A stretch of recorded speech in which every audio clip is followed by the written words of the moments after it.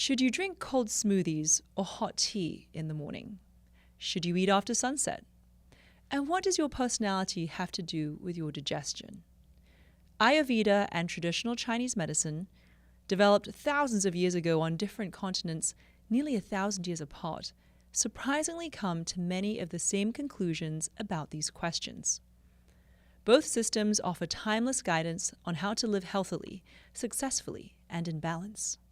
So how did two very distinct systems, developed in different parts of the world, arrive at such similar truths? Today's guest is Yogi Cameron, one of the leading voices in Ayurveda.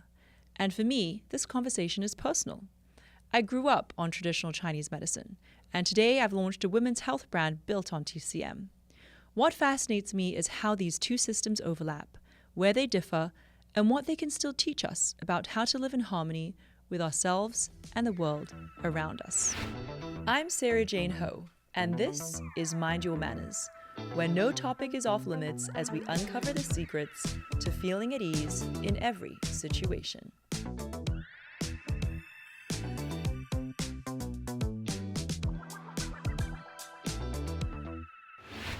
Yogi, welcome to the pod. Thank you.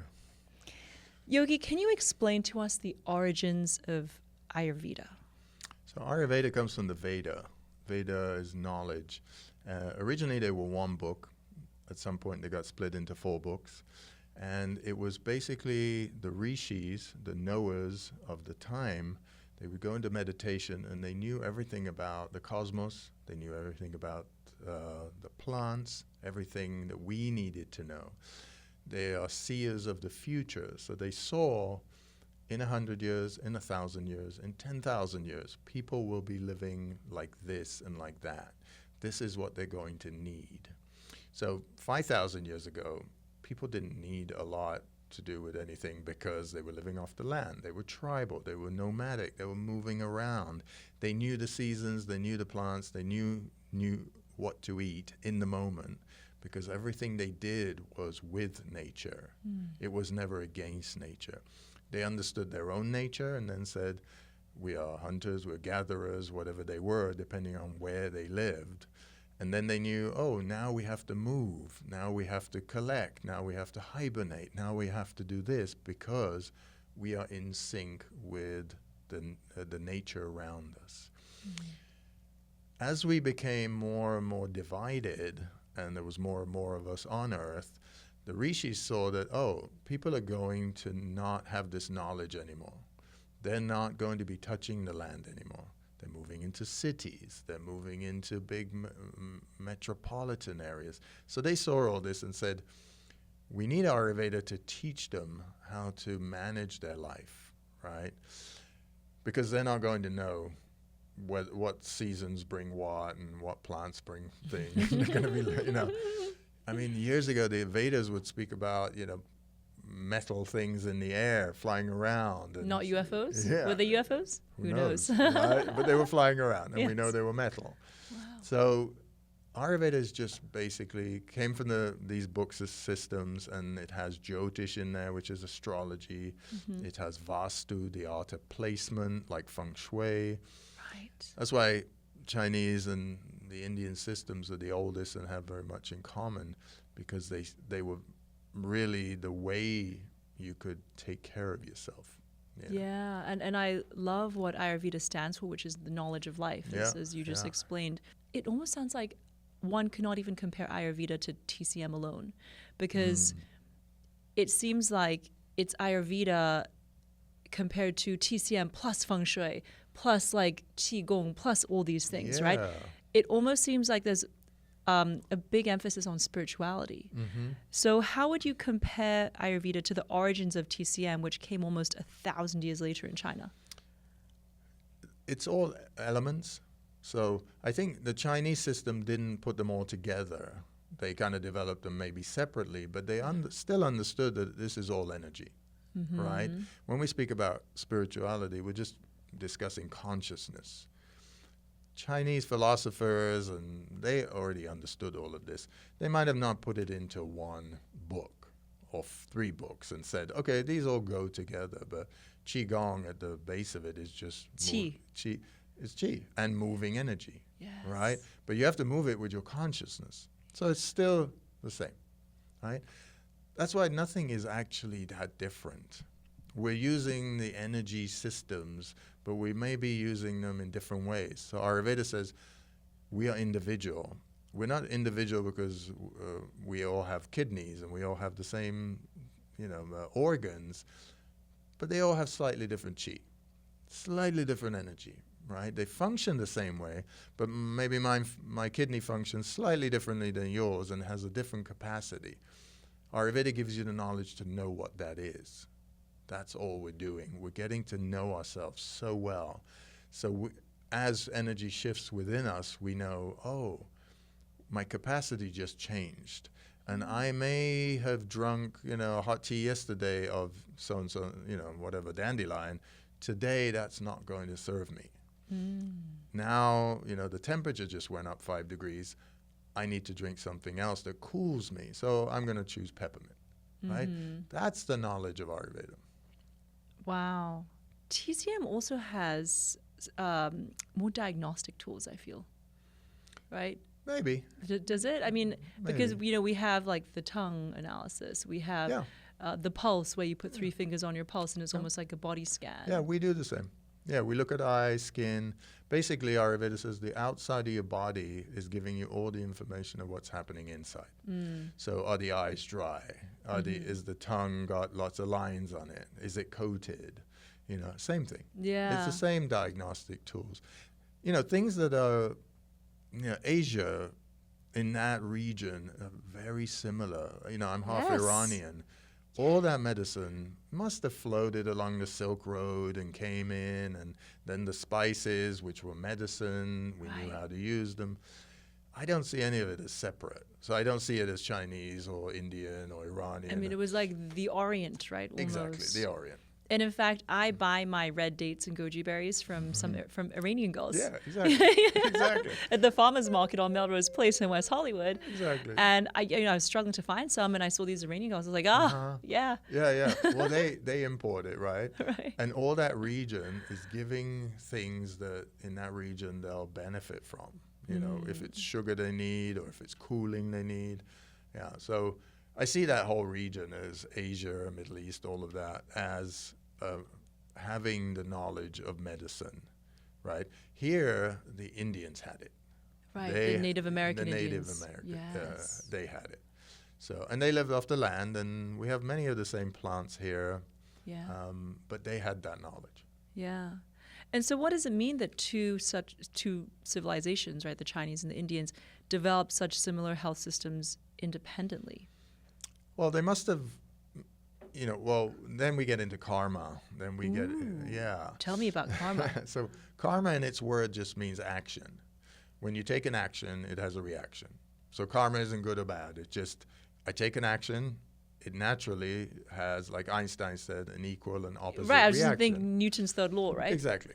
So if I do something, it naturally has a reaction. That is karma. That's all that karma is. So in that region, as they were selling and buying and moving, they were very nomadic. They were tribal. India was just kingdoms, for example. That's why they had the Rajas, because in every area they had. So China wasn't that different either. Yeah, they had warlords. So sharing of information was in the air. Whether they send it by pigeon or they send it by horse or however they got it, that whole area is very connected. Right, Iran was, the Persian Empire was there, the Greek Empire was there, all of that. They must have, carried information and shared, because even in the Greek mythology and knowledge system, Socrates and all these, they spoke a lot about spirituality and stuff. So it must have come from somewhere. Right, and they talk about plant-based medicine. I think the earliest alcohol was actually, it's not what distilled alcohol that we have today. It actually had a lot of psychedelics or plant-based herbs in them. Probably, yeah. Because they were experimenting, also finding what worked. Like we are today. People do a lot of plant medicine today, or they take herbal teas, or we're experimenting to see what works for us, And so do you think this shows evidence of a universal truth about health? That, I mean, that region, that geographical region, is the most populous region on the planet, and there are so many similarities. So many. And they have they have most of the population. They have most of the knowledge.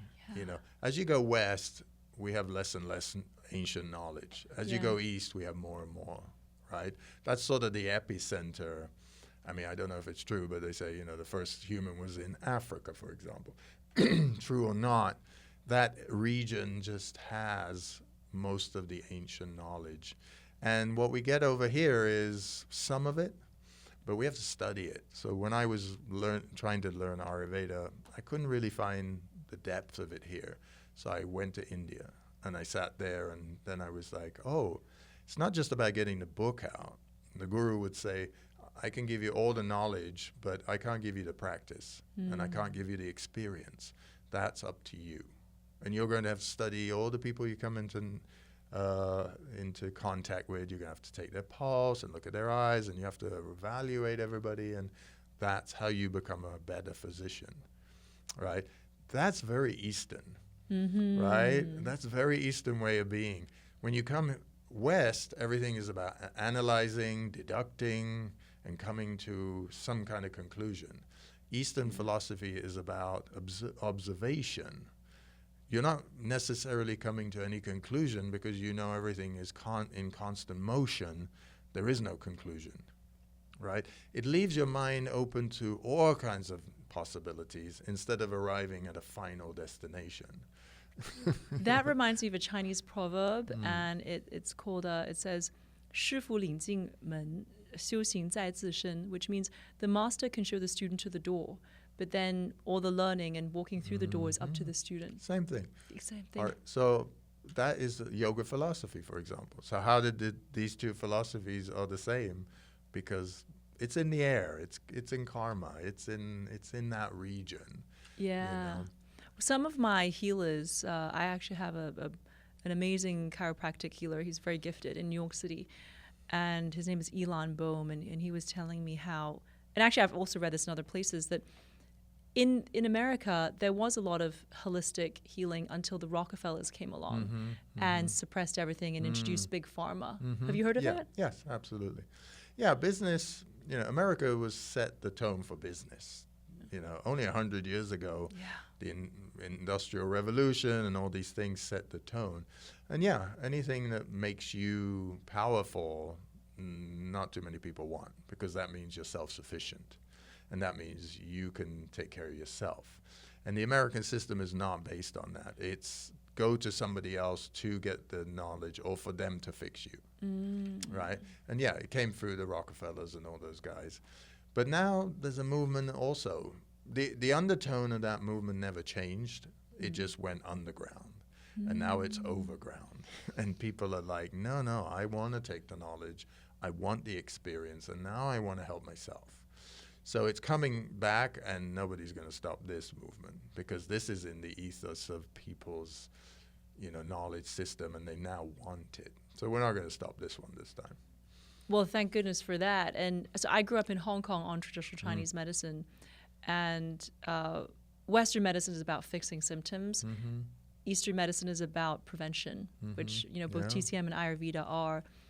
What I realize is that after COVID, a lot of Americans realized the importance of prevention. And then also we had the whole Sackler, Purdue Pharma Sackler crisis, right? The New York Times, I think, called them the most evil family in the world, or in America, and how they produced OxyContin and really forced this down a lot of pharmacists and people's throats. So all these things combined with a backlash of big pharma, I see so many American friends who've never been to the East, and they all have their acupuncturists or their herbal doctors, or they all know somebody who couldn't have kids, and then after acupuncture now has 2 kids, right? Natural medicine is always going to be there. They call it alternative medicine and all these different things, and they've been fighting it. But ultimately, when we talk about karma will win because the innate soul within all of us wants us to be better, wants us to be healthy, unless a soul's chosen a very difficult path for it to burn karma. That's different.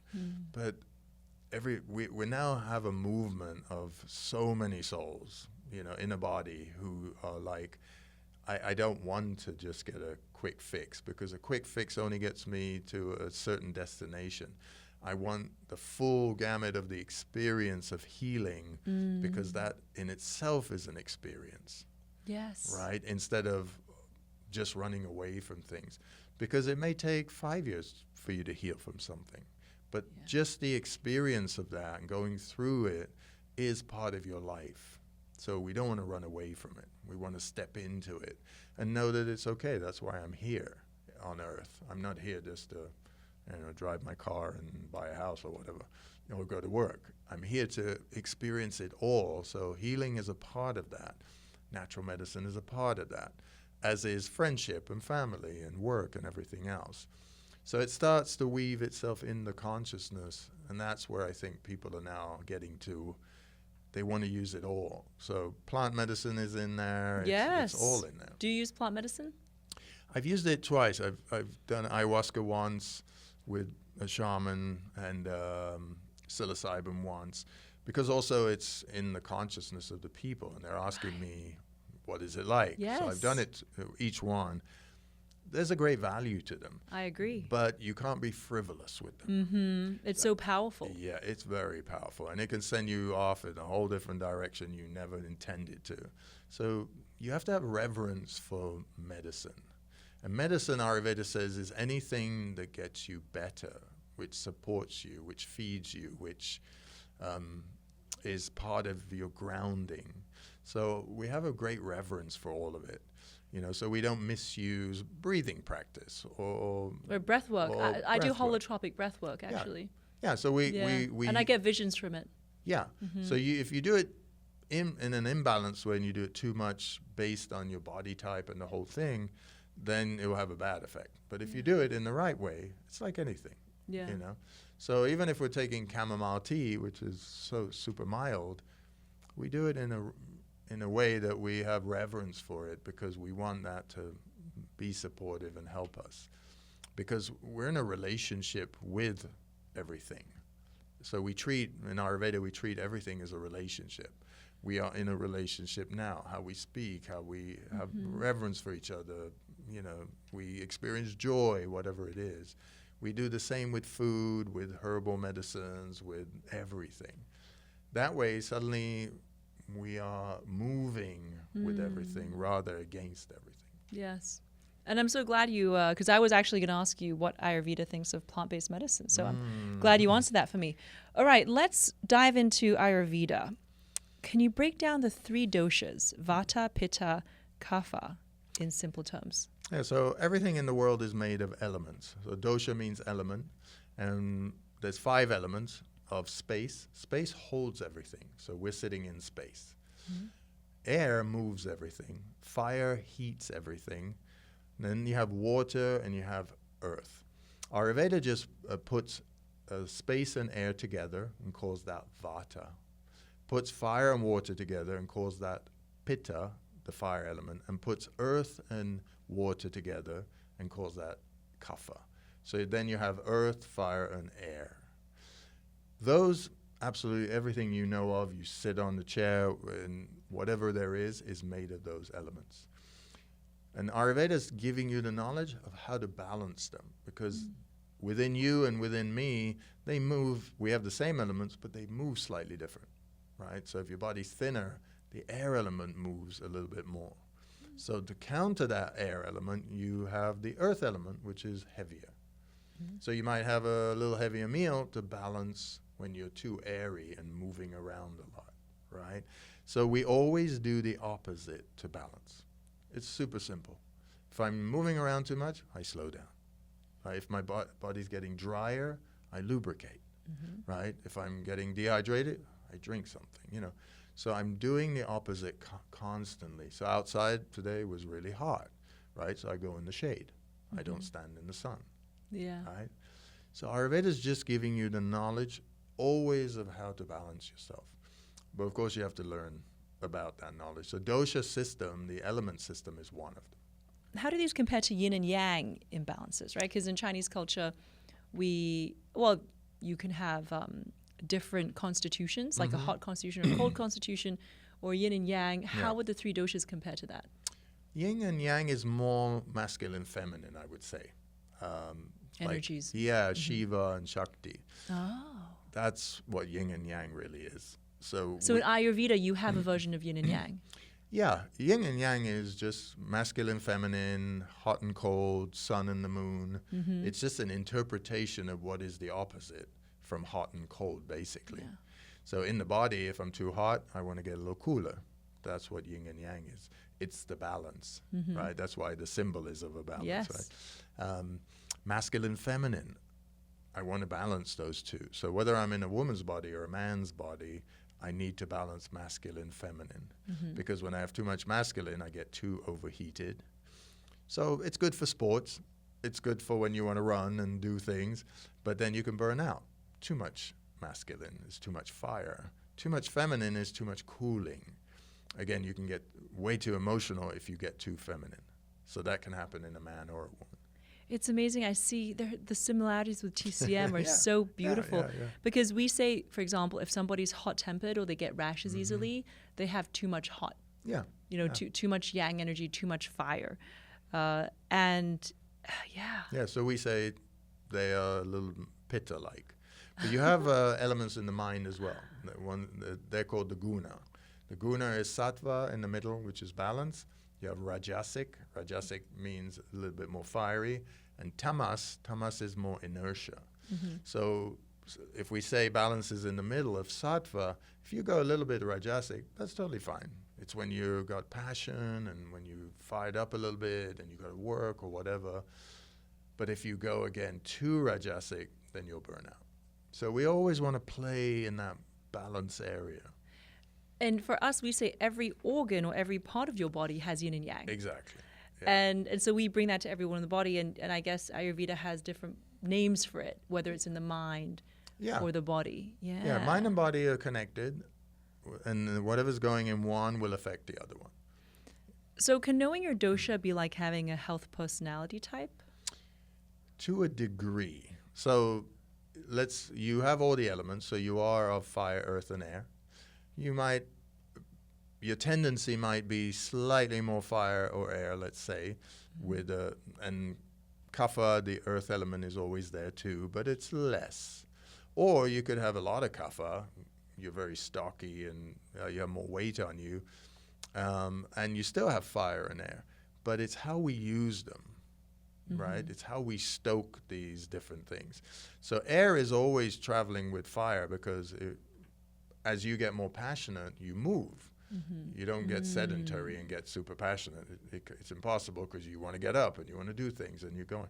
So air follows and it blows on the fire. And as soon as air blows on fire, it gets bigger. So if we get to that point where we start understanding, I'm going to burn out, I do something earthy. That can be with food. It could be with my breath getting longer. It could be with just sitting down, and closing my eyes for a moment. It might be sitting on the ground. The ground is earthy.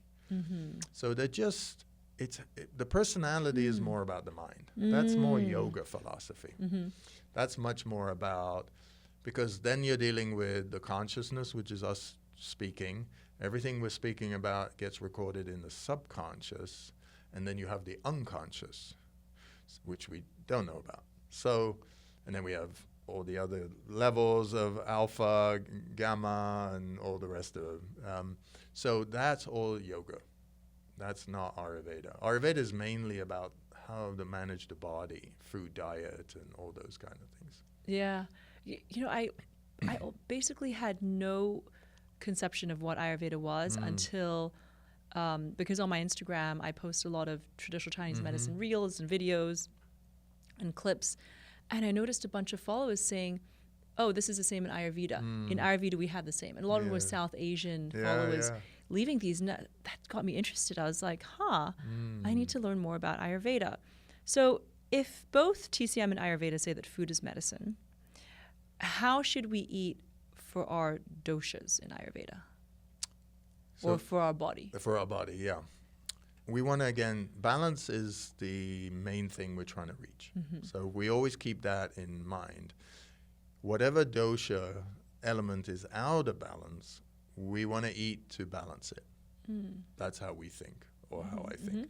So if I'm, and I'll just give an example. So I'm rushed, and I find there's a lot of fire and air movement, but not a lot of grounding, and I can feel that, and I'm getting lighter. I want more grounding at that time. So what I do is I pick a food like, let's say, cooked, warm, because all of those balance earthiness. Cold doesn't. Cold takes you further into fire and air. So I sit and have, let's say, a bowl of hot lentils, grounding, and I'll sit still. Suddenly I'm balancing the earth element, which sits, and the fire element comes down, right? Because fire needs air to blow on it or move with it. And as soon as I sit still, air sits still, right? Of course, it's moving within my body, but I don't always have control of that. So I'm doing that, constantly just seeing which element is out of balance. I could be sitting and suddenly earth element has got me stagnant. How do you know? Like, I mean, how do you, you're sitting there and you just know, like, oh, one of these multiple elements is out of balance? Yeah. Well, a practitioner should know. Right, but if it's yourself. Well, everybody tends to know about the word earthiness, fiery, and airiness, right? Airiness means you're kind of out there, a little bit lucid. Yeah. Fiery means you're kind of, you've got a lot of passion. And earthiness is you're a little bit slow and you're sitting down. Oh, so maybe you're sluggish and slow. Exactly. And then so if you're fire, you're like hot-tempered. Exactly. Irritable. Exactly. So everybody basically knows that. Yeah. Check in with yourself right in that moment. Which one of these three am I, right? And do the opposite. So if I'm fiery and a little agitated and everything, well, I need to sit still. That will get me more earthy, right? If I've got actual hunger, that's another thing. Am I really hungry? Should I eat? That becomes, do I need nutrition? Because if I'm just eating, that's not for nutrition, right? So these are basic things you can do for yourself. But you do know, everybody knows this knowledge. It's just everybody's in a hurry, so they don't think about it. Well, I recently posted a clip on how eating raw cold salads are bad for you. Yeah. And because from a TCM perspective, like Ayurveda, we say we want hot, warm foods. For us, what really helps with your tea is rice. Chinese people love rice. And actually Indians have rice too. Yeah. And that is one of the most grounding things you can eat that also like just replenishes your tea. Yeah. Because rice is, and here we get into the sixth taste. Yeah. Rice is sweet. So sweet taste is kapha, is the earth element. So when you eat something like you drink some milk, which is sweet, or rice, it brings the earth element into balance, right? It takes away from fire and air, and it pacifies fire and air. So then you get a little bit more, especially if the milk is hot, and you add spices to it, a little ginger. Oh, I love that in the wintertime. Exactly. Yeah. So and rice we use every day. We eat it every day. So it's great for grounding, and it's great for building the body. You can build tissue with rice, which is great, right? Yes. And that's what you want. Yes. What time is the best time to eat? What time is the best time to eat dinner in Ayurveda? Again, depending on your body. So somebody who's much thinner can take food a little later. Right. People who are more stocky, have more weight, they should take their food earlier. Which is why I always say the best weight loss tip, in addition to eating congee or rice with veggies, is actually to have an early dinner. Because in China, most of China actually has dinner at 5 p.m. In the big cities, they'll have dinner at 6 p.m. And that's considered later. Yeah, exactly. Well, people in the cities tend to work later, and they have different habits. As you go in the country, people are more living with the nature, so they know what to do. Yes. But when we get in the city, everybody gets a little frantic, and then they forget. So all the knowledge was lost when we move into the city. While we were in the country, everybody knew this knowledge. Yeah. And that's why I encourage people to go sit in the land, get out of the cities when you can. This knowledge will come to you again. You just need some time with it. But yes, eating earlier is the key to not putting on weight and having better sleep. when you eat and then you go to bed, so somebody who's thinner has a lot more air traveling in their body. They need a little bit more grounding to sleep. If they go to bed with nothing, they tend to wake up earlier. And it can disturb sleep. So having, half a cup of hot milk with some ginger, cardamom, nutmeg, these things which are pacifying and cooling, they can then sleep better. So they don't necessarily need to eat dinner, but something pacifying, something that puts them... Yeah. You can drink a herbal tea, but... It does empty. It doesn't feel full. It doesn't. In fact, for me, sometimes if I'm at home and I feel like having something sweet, but I'm watching my weight and don't want to eat a dessert, I actually pour myself a glass of milk. Exactly. Yeah. Although I guess dairy is not great for you. Because in TCM, dairy isn't good. It contributes to dampness. It contributes to dampness and mucus. Yeah. But depending on your constitution again. So somebody who's prone to mucus... And phlegm in the lungs. Yeah, then they shouldn't drink it. But if you're not... this is where Ayurveda is very individual. Yeah. And you could speak to 20 different practitioners, and some will stick to Ayurveda exactly the way it is and say, this is the way you do it. And then there's other people who adapt it. So I say, if my client or patient does not have mucus problems, I'm going to say the benefit of drinking that milk is more than not the benefit. So it's okay for you to take it. And then we monitor how long you do it for. What does Ayurveda think of intermittent fasting? It's a great tool, depending on your weight, depending on your mindset, depending on what the goal is. Because fasting is stripping the body. You're basically cleansing, right? So there's two things we do in Ayurveda. One is cleansing and one is nourishing. Those two things have to happen. So when we fast, we have to nourish the body also. If we just fast and fast and fast and fast, then we're stripping the body of all kinds of nutrition, right? It's kind of like when you drink too much water, you're just peeing out, electrolytes, you're peeing out good vitamins and minerals, and then it's just too much. Yeah, you're not absorbing, it's just going in and out. It's just gone, right? So in that case, water becomes the problem for you because it's peeing it all out and all the nutrition is going to, right?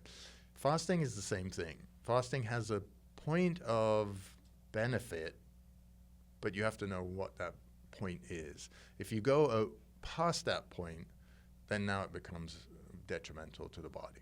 Well, in intermittent fasting, the goal is to lose weight, right? So usually people skip breakfast. I actually did a couple years of intermittent fasting. But then in TCM, not eating breakfast is one of the worst things you can do for your body.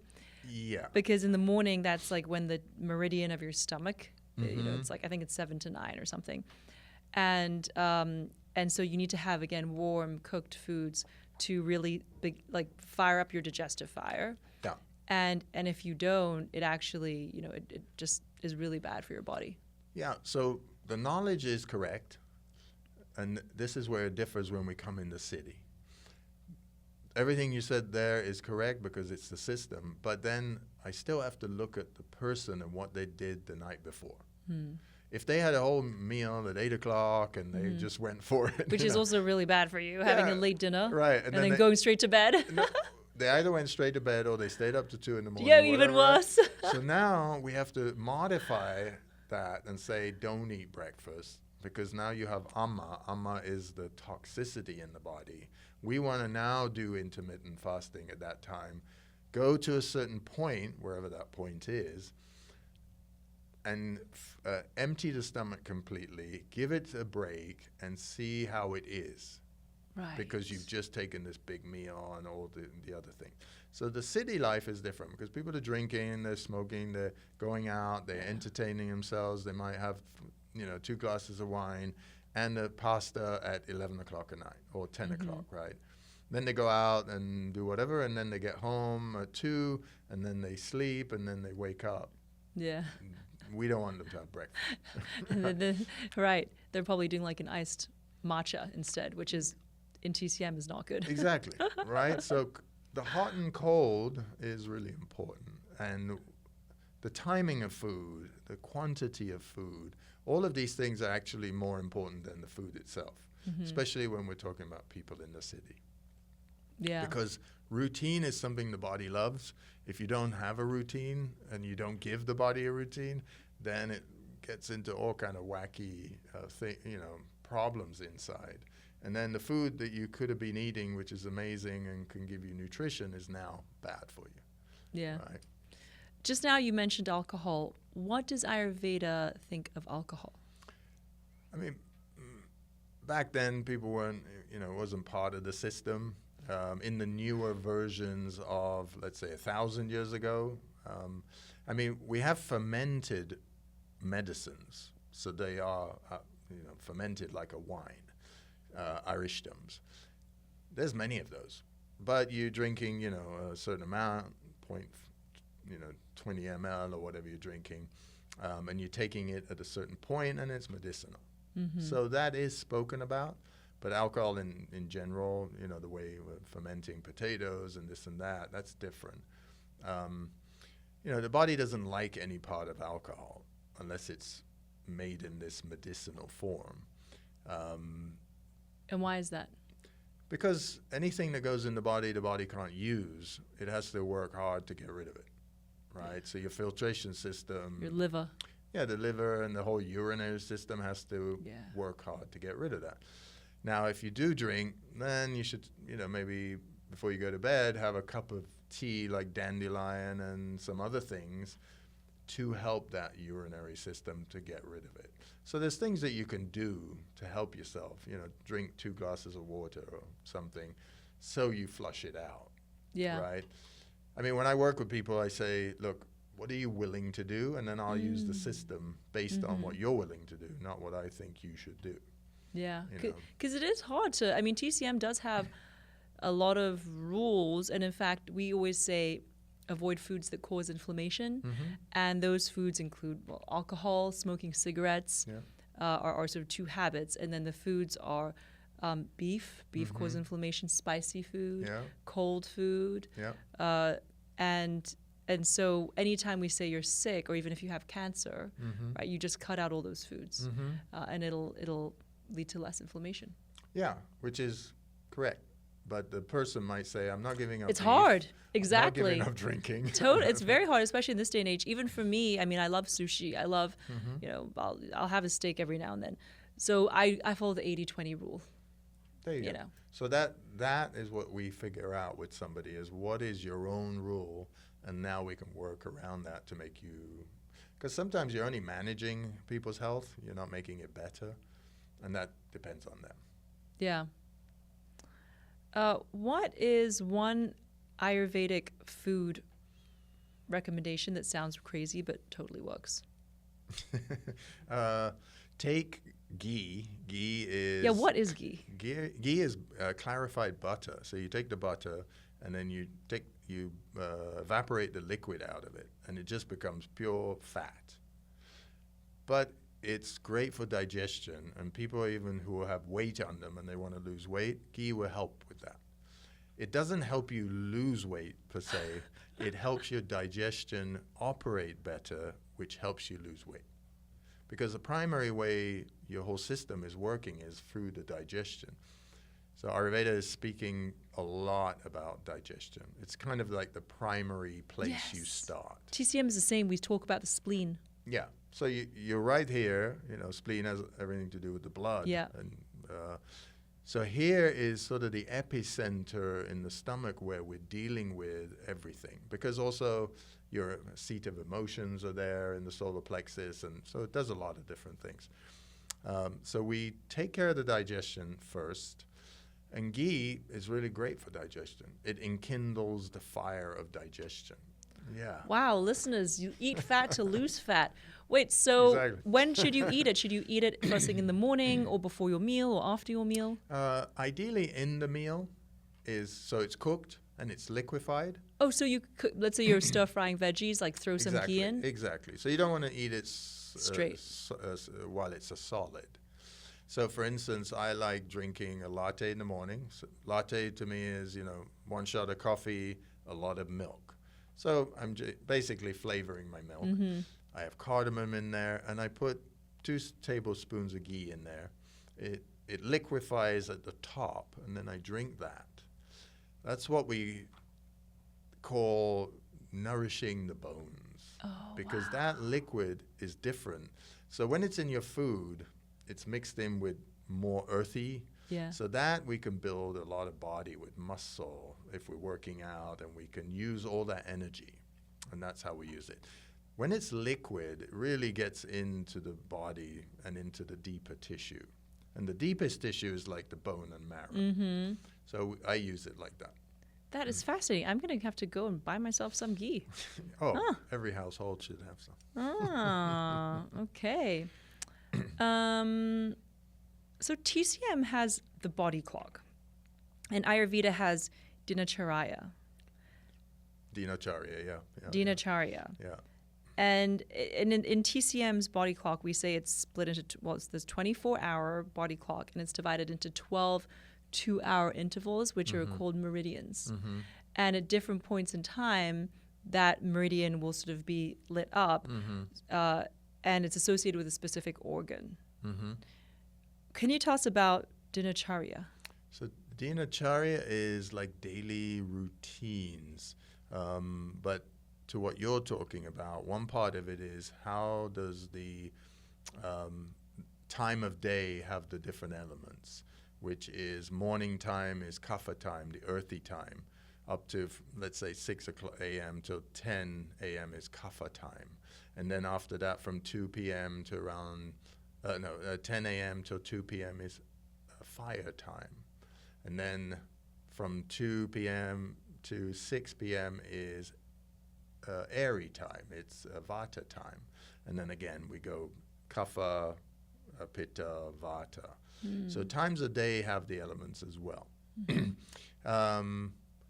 that's important because depending on when we were saying breakfast is the most important thing, if somebody has a lot of earthiness on them, then breakfast is actually not the greatest things for them to eat. Again, because they live in the city, they're not following a routine, and they may have put on a lot of weight, right? So we say eat after 10 because that's the time of fire. And fire enkindles the digestion, and Agni, the fire in the stomach, becomes bigger, stronger, and that will help you to digest food. Yeah. But dinacharya is a reference to all your different habits as well and routines during the day. One of the reasons we have so much imbalance in society is we've forgotten rituals and routines. Yes. We are ritualistic people, right? We were nomadic, we tribal, we've lost the connection. We think we've lost connection with other people, and we have to some degree because everybody now lives in their own home and the whole thing. But we've actually lost connection with ourselves. So yoga is the part that brings us back to ourselves because it's. And when you say yoga, you mean like the practice of yoga? No, yogic philosophy, the science of yoga. There's many branches of yoga. Physical yoga is only a very tiny bit of yoga. The rest is, yes, there's breathing practices and lots of practices. But the philosophies of yoga is, one of them is from Raja Yoga, which says self-study, svadhyaya, meaning know yourself. Knowing yourself, so that's the part we've lost. We don't really know much about ourselves anymore. So we contemplate life, usually about others. Oh, that person is like that, and that one does that. Oh, can you believe that one did this? Oh, they're kind of similar. But we don't do it to ourselves. Yoga philosophy, like Raja Yoga says, do that to yourself.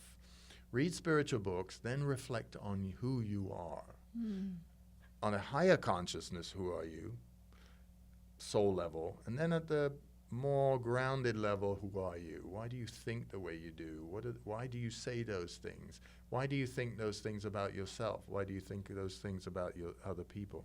So you're contemplating life not to come to any conclusion or to put anybody down or yourself or anything. It's just to know, are these my thoughts? If they're not my thoughts, where did I get this thought from? Okay, my mom gave it to me.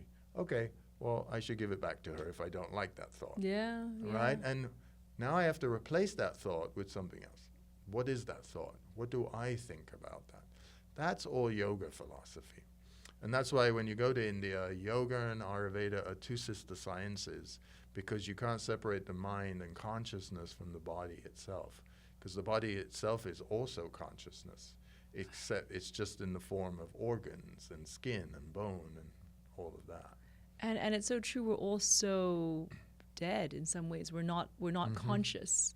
And I think that is so profound. What a beautiful practice to awaken your inner soul and be conscious and be living, and to be challenging yourself. Yeah, and the challenge is to some people it's to be better, but actually it's to be more conscious, because we have a better life if we're more conscious. And that's what elevating your soul is about, right? Because recently I've been studying Kabbalah and doing spiritual work. It's about elevating your soul to be more and more conscious with each day. Yeah, and you have a much better life if you do, because boredom is something everybody feels. Boredom just means I'm stuck in my consciousness in one level. As soon as I read, watch something, practice something, and I move slightly above that, I now feel much better. And closer to the light. Exactly. So that is what we're here for, ultimately, right? So yoga philosophy would say the soul here knows what it's doing. It chose the parents it came through. It knows the experience it's going to go through, whether difficult, whether easy, whatever it was, because it wants to fulfill karma, so it doesn't have to take this body anymore. Yeah. But the mind is, and the soul is more, let's say, in the heart region. Yes. Right? It's intuition. The mind versus the heart. Yeah, and the mind is there going, well, that's a great concept, but let's have some fun. Let's go over here, and then let's do that. You know? So it's not a battle. It's just this yin and yang thing happening. You push know, and pull. The push and the pull between the mind and the heart, intuition against, And logic or something, yeah. And logic is what everybody is going through. And that's why we use meditation and stillness and all these tools to be able to sit and say, who am I? What am I doing? Why am I doing it? Okay, let me go and do it. And I'm doing it intentionally rather than it's all happening to me. I'm a participant in it. Well, let's talk about some of the things that Ayurveda and TCM say you should do in terms of day to day. And we'll make it a Ayurveda versus TCM tip-off.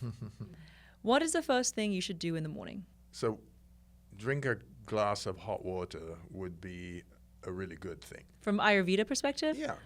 High five. That is what TCM says too. And that's what I've been proponing to all my followers. Yeah. In the morning, the first thing I do is drink hot water, and then I sip it throughout the day, and it helps my digestion. Yeah. It keeps me very regular. Exactly. And it's grounding because it's warm and it's comforting. And, people think, oh, but it's hot and outside it's hot outside. No, your body is already at a temperature which is warmer. Yeah. If you drink something cold, it's going to warm it up anyway. That takes energy. So if you drink it in a warm form, it's still going to be hydrating, and your body doesn't have to work hard and create more heat to heat something that's cold. Right, which takes energy away from your limbs and other organs, in order to create that heat. And you'll sweat, because as the body has to create fire to raise the temperature to meet that coldness that you just brought into the body. So if it's at room temperature, it won't have to raise the heat up, and you won't get hotter. So listeners, my hot water TCM thing was just backed up by Ayurveda, all right? So that makes it doubly more convincing. Okay, what is the best thing you can do for fertility in Ayurveda? In Ayurveda, there's many things you have to do. The one best thing. The one best thing? Well, we have panchakarma, which is a treatment. Pancha means 5. And we do this cleansing of the body because it strips the body, then it nourishes the body, and it puts the mind and the body in a very balanced place. This is not an exorcism? No.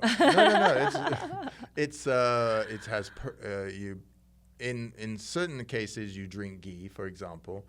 So you drink a certain amount. There's a lot of ghee at in one point. sitting? No, in daily. Oh, daily, okay. The treatment is usually about 21 days. You drink ghee, and then you purge that ghee out of the body, right? And then By pooping? yeah, where you take a strong purgation and it goes out of the body. What does that mean, a strong purgation? It's a herb that you take and then it comes out. All that ghee comes out. Wow. Yeah.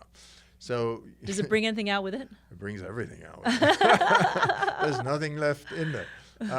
So we do this to really purge the body, to cleanse it, and then to nourish it. Because this makes what we call ojas. Ojas is, we have the 7 dhatus. Dhatus are tissues. So when you eat a piece of food, it goes through 7 different, it becomes plasma to blood to fat to muscle to all of this, and it ends up in the man as semen, and it ends up as ovum in the woman. And that is what we call ojas. Ojas is the very fine particle of the food which is turned into energy. The body needs great ojas to create life. Right. Yeah. So that would be one of the things we do. So it's a 21-day step process, and it's called, what is it called again? Panchakarma. Panchakarma. Yeah, there's many other things you have to do. Oh, yeah. But I wanted that one thing. Yeah, that. Well, in TCM, one of the best things you can do for fertility is to keep your womb warm.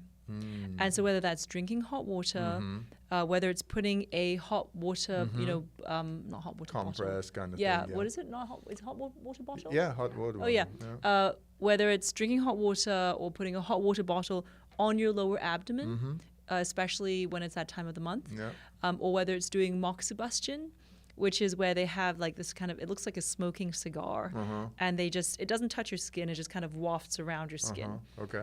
And it kind of helps cleanse, actually, but most importantly, it warms your womb. Okay.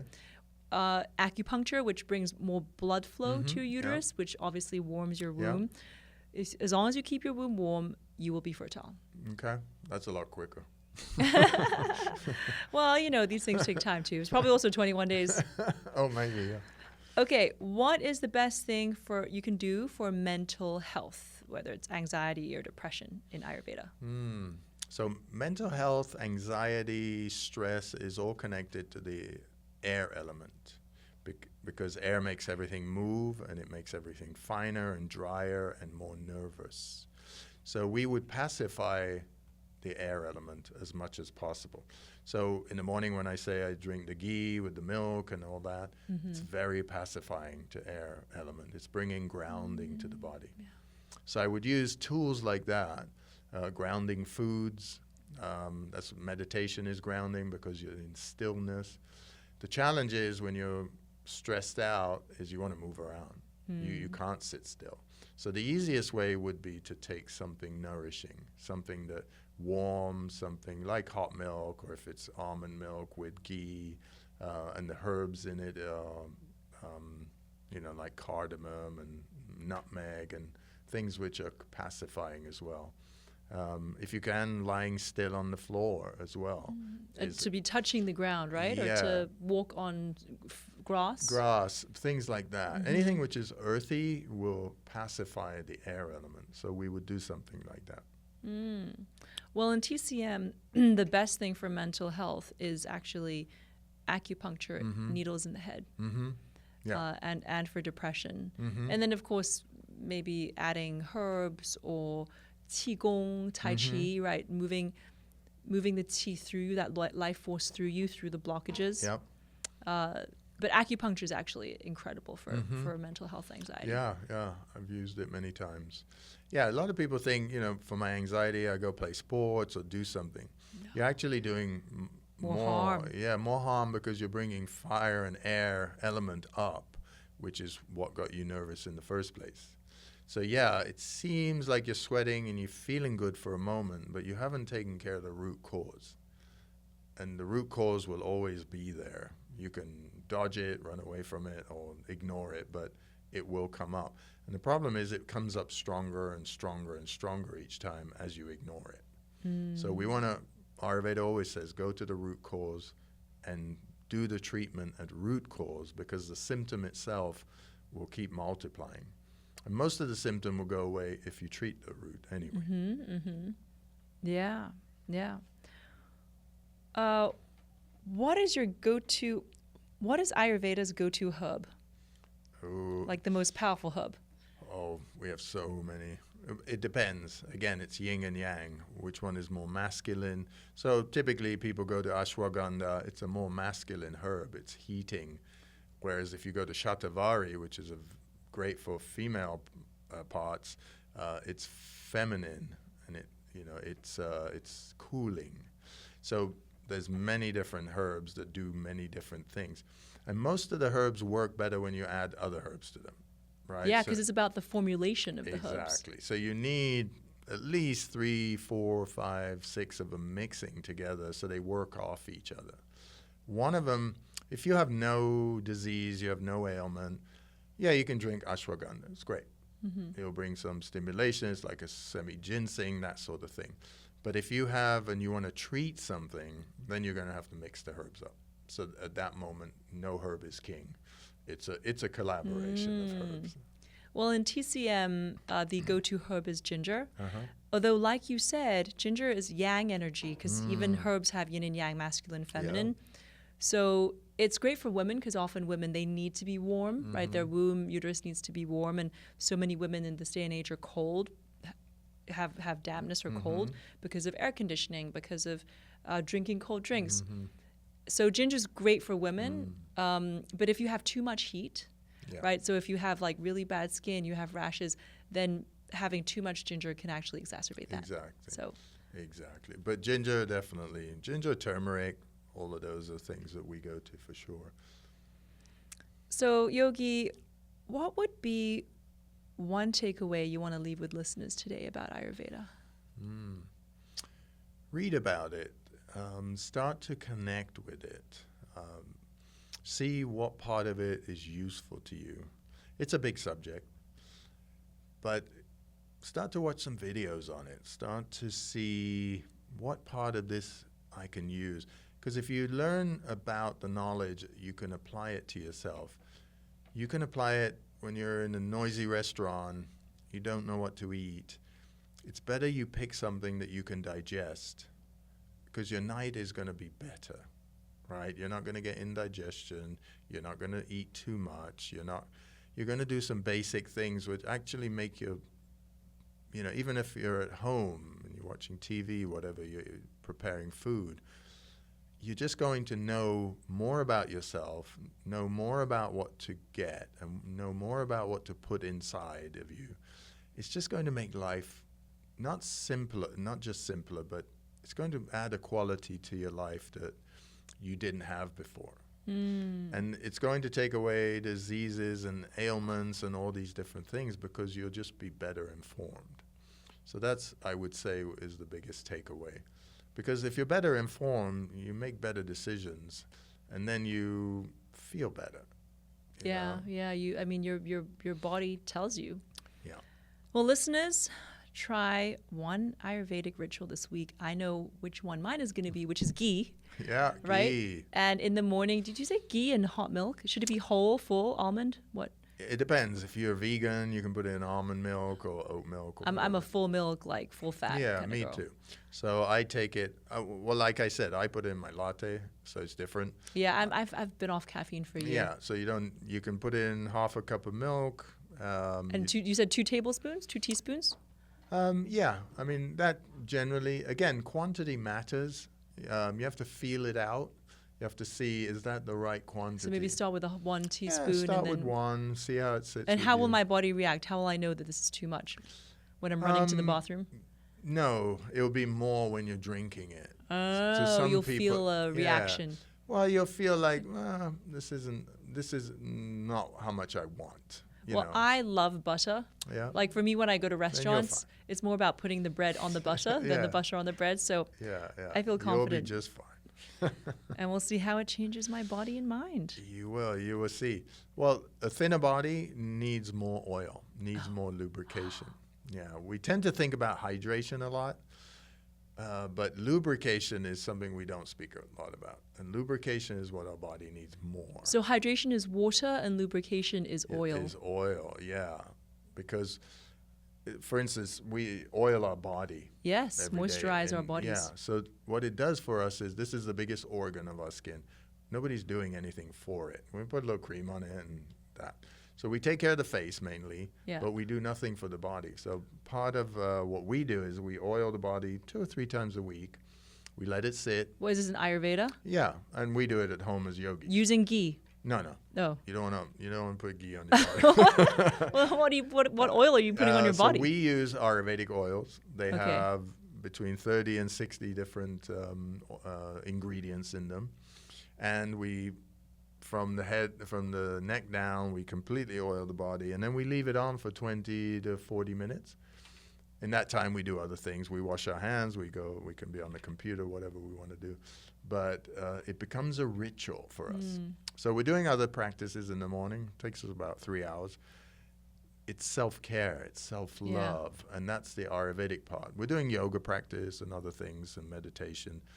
But oiling the body, this is something we do on my temple, which is my wife and I, Yogini Jema, on our site. We talk about oiling the body a lot because it just takes the tiredness out of muscles. It rejuvenates muscles. It gives a lot more earthiness to our body because the skin at 3 different levels is drinking that oil as medicine, as food. And then some of it goes into the bloodstream as well at some point.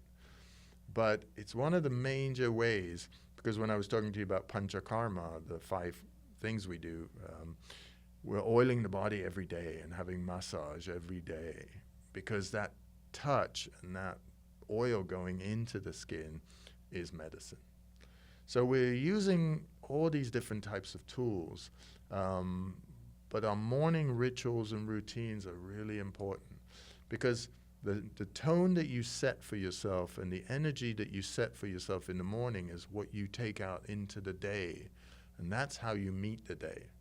So we prepare our energy for the day. So yeah, I love it. It sounds like a Queen Cleopatra or like a Empress Sisi Tai Ho in China, like something they would do. Exactly. They would bathe themselves in milk, this and that. Exactly. So listeners, I challenge you to add oiling yourself 3 times a week for 40 minutes each time to your self-care ritual practice. Yogi, I know you have a wife, so this is a gift for your wife. It's not so Ayurveda, it's doesn't TCM. have to be. Beautiful. Thank Open you. it up, check it out. It is my vagina care brand. Oh. Yep. Definitely not for me. Well, the funny thing is with our intimate wash, the wives put it on the shower and the men use it on their face. Oh, they do? Yeah, Okay. so this is our hydrating intimate cleansing gel. Oh, yeah, nice, beautiful. And it's all made with TCM herbs Beautiful. to fight odor, dryness, and irritation. Amazing. I will use it. Please do. Maybe you'll find it so hydrating you don't even need to oil anymore. Oh, I don't know about that. That's pushing it. Thank you. Thank you, Yogi, for coming on and educating me and my listeners about Ayurveda. Absolutely. Everybody, thank you for tuning in to Mind Your Manners. This is your host and etiquette life guide, Sara Jane Ho. And remember, no matter what life throws at you, with me in your ear, you got this. If you want to support the show, please do leave a rating and a review. It'll help new listeners discover us. And visit my YouTube channel to watch the full episode.